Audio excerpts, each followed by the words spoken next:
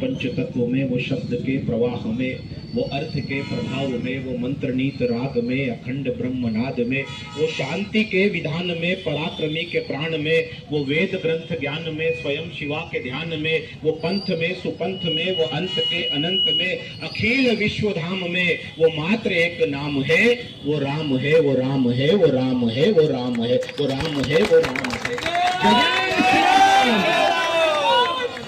ये सिंहों की हुकार नहीं, जरा दोनों हाथ खोले बजरंगियों और एक साथ बोले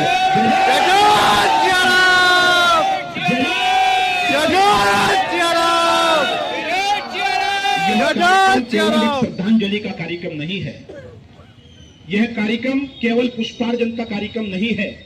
यह कार्यक्रम केवल सनातनियों का एकत्रीकरण का कार्यक्रम नहीं है।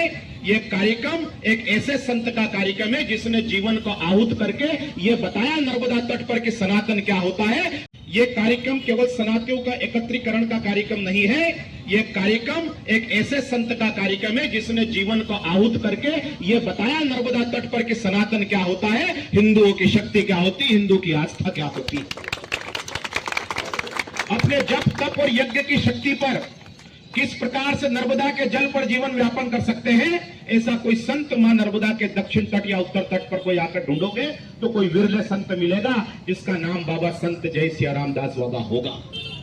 आज हम जिस विषय पर उपस्थित हुए शायद यह विषय नहीं होना था, परंतु विधि का विधान मोक्षदायिनी एकादशी पर हम सबके बीच में मोक्ष को प्राप्त होते हुए ये प्रसन्नता भी है कि उन्होंने ये बताया कि हमारे धर्म शास्त्र में जो लिखा था कि जिस दिन मोक्षदायिनी एकादशी होती है उस दिन जब मोक्ष होता है तो स्वयं भगवान को प्राप्त होते हैं। मैं मानता हूं कि बाबा संत सियाराम दास बाबा हमारे भगवान प्रभु सीताराम दास जी भगवान के चरणों में जाकर अर्पित हुए हैं, उनकी गोद में जाकर बैठे हैं। मां नर्मदा के तट पर संतों का हुजूम, मां नर्मदा के तट पर संतों के आश्रम इसलिए नहीं है कि केवल भंडारा चले, इसलिए नहीं है कि केवल बड़े बड़े आयोजन हो। हमारे संत महात्माओं ने सनातन पद्धति को, हिंदू पद्धति को आने वाली इन संतानों के लिए यहाँ पर रखा है और ऐसी एक विराट परंपरा संत जय सियाराम दास बाबा यहाँ पर देकर गए, जिसका पालन एक ही शब्द में केवल कहना चाहूंगा, जो अंतिम शब्द वो कह के गए कि कर्म प्रमुख है। कर्म होना चाहिए अपने परिवार के लिए, कर्म होना चाहिए अपने नगर के लिए, कर्म होना चाहिए अपने देश के लिए और कर्म होना चाहिए देश की वो संस्कृति, वो प्राचीन संस्कृति जो आपको हमारे और पूर्वजों के माध्यम से मिली है। कर्म होना चाहिए संस्कृति के रक्षक बनकर, जो बजरंग दल और विश्व हिंदू परिषद पूरे देश के अंदर कर रहा है। शायद इसीलिए कहा गया देश का बल बजरंग दल और विश्व हिंदू परिषद पूरे देश के अंदर कर रहा है। शायद इसीलिए कहा गया देश का बल बजरंग दल।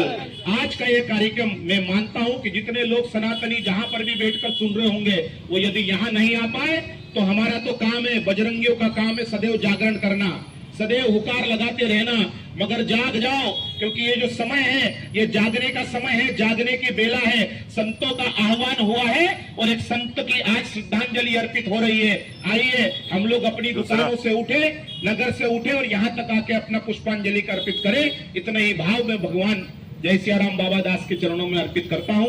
अवसर दिया उसके लिए धन्यवाद। जय जय सियाराम, जय जय सियाराम।